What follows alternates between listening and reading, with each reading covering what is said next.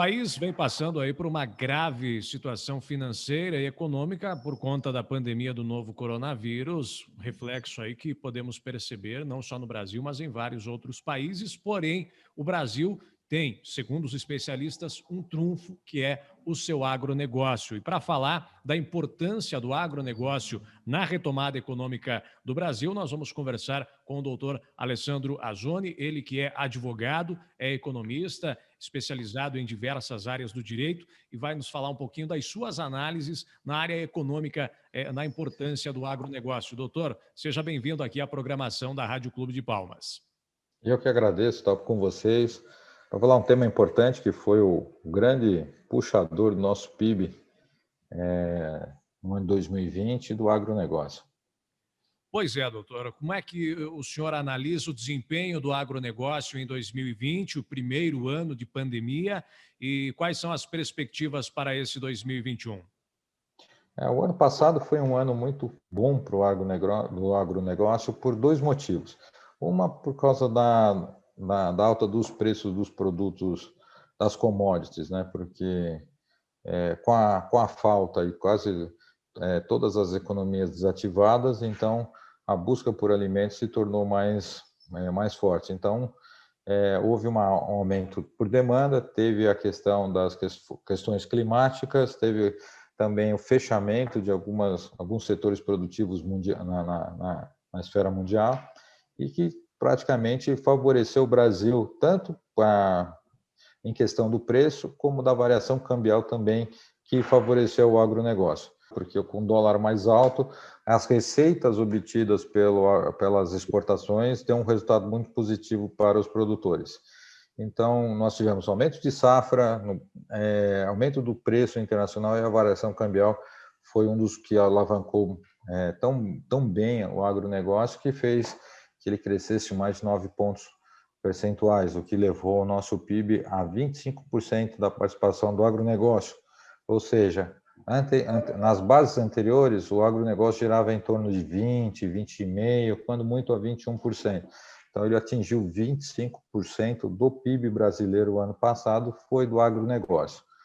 Então, houve esse cenário positivo. Não acreditamos que esse cenário vai se repetir nesse ano, porque nós não acreditamos muito em questão de alta de preço e nem de aumento de produção. A gente acredita que vai ter um aumento significativo de 3%. Se for 3% em cima dos 9% do ano passado, será um resultado muito positivo.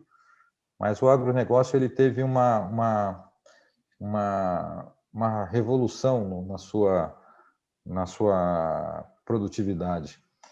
Aquela ideia de você extrair ou sacrificar a terra para conseguir rentabilidade, isso não existe mais. Hoje existe os filhos dos produtores rurais que queriam ir para os grandes centros começaram a se fixar na terra, foram para fazer o curso superior e voltaram com processos tecnológicos.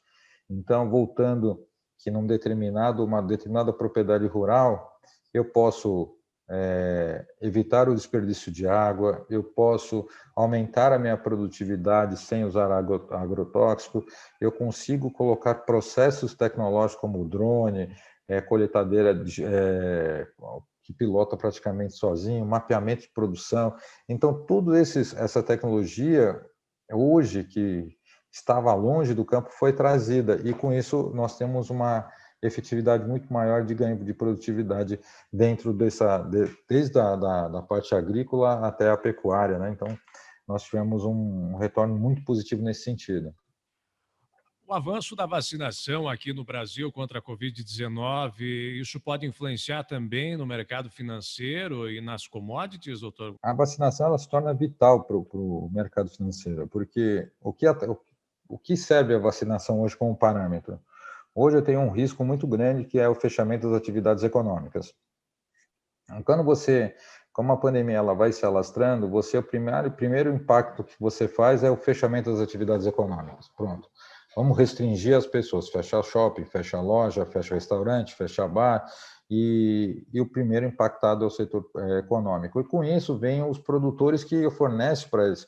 Tanto as fábricas podem funcionar, mas elas vão fornecer para quem? Se cai a demanda. Então você começa a criar uma esfera negativa. A vacinação, ela te traz uma tranquilidade de que você, conforme aumenta a vacinação, o público que está sendo vacinado, isso significa que você vai ter uma expectativa. Nós precisamos chegar até o final do primeiro semestre vacinando pessoas de 30 anos.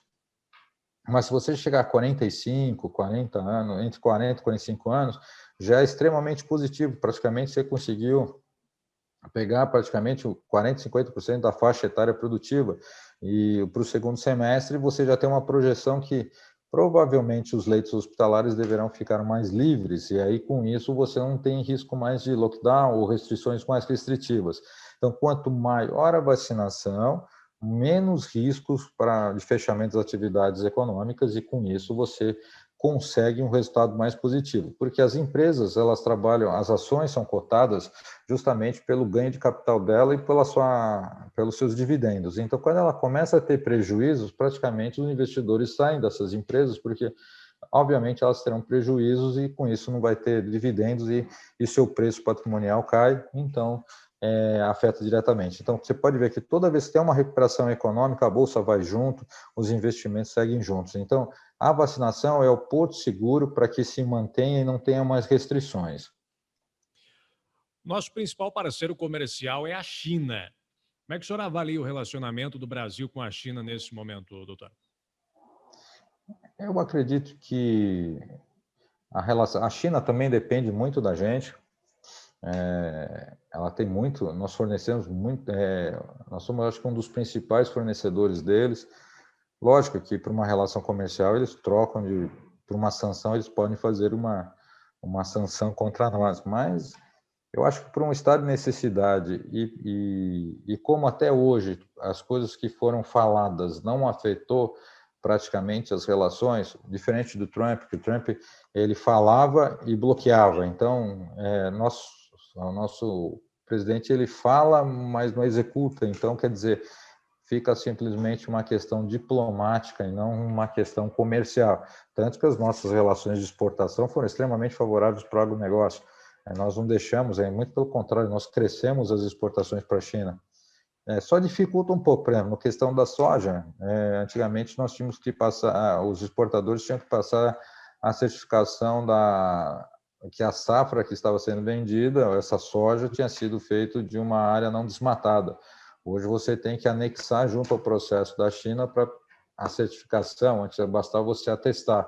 Hoje você tem que mostrar a certificação da área, que ela não é área de desmatamento. Então dificulta um pouquinho, mas eles continuaram comprando da gente. Eu acho que é uma questão mais diplomática, diferentemente como houve nos Estados Unidos, que teve o Trump falava e colocava barreiras de exportação, importação, alfandegárias aí pesadas. Então, e aí sim você tinha o confronto, porque aí ele revidava de lá e revidava daqui. Como nós não tivemos nenhuma reação comercial e ela se manteve em toda a pandemia, mesmo com os discursos que foram colocados, que colocaram em risco a China nunca se posicionou ao contrário, sempre uma questão diplomática e acabava sendo resolvida.